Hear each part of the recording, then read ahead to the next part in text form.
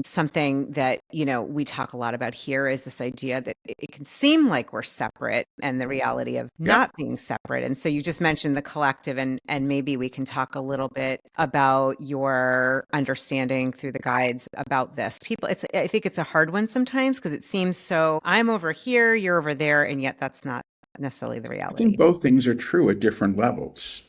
That's how I perceive it. So, the guides I work with have said that they call it the common field. We live in a common field, which they describe as an octave of tone or music, and that there are other octaves that exist beyond the one that we know. And they're all sort of, stacked in their own way. And that's my word, stacked. It's not theirs. And they say that when you move to the octave above in vibration, you move beyond the octave where fear is informing things. And the energy of fear is the claim of separation. So while I think it's very helpful to know where my body ends and somebody else's body starts so I don't bump into them, when I'm, passing them in the stairway. I think all that stuff is necessary, but on a higher level, we're all of the same source. And while we're all individuated consciousness and have souls at another level, we're all of one source. So when you move to that thinking, you kind of have to move through the contradictions that arise.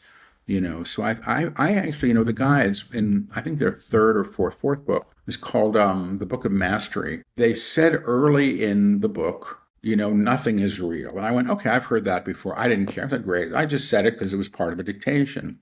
And then the next day in dictation, they said, and everything is real. And I freaked out because I thought, oh my God, they've contradicted themselves. And the rule with the book is I don't get to go back and change anything. And then they unpacked that they're both true. And later, I was co-facilitating a month-long teaching at the Esalen Institute with a guy named Jeffrey Kripal, who's was at the time at least, the head of the religious studies program at Rice University. And I brought up this contradiction. He said, not a contradiction at all. It's the teachings of Meister Eckhart, the mystic from whatever century he was writing in. And he explained it to me. And it's the same kind of idea. Both are true at the same time. I don't know if that helps. Absolutely. And I think this holding the space of the both and the Mm-hmm. paradox, Yeah. as you're speaking, the energy I can even feel in this, it's an asking of all of us to curious what you hear from the guides, get out of your brain, the logic thinking,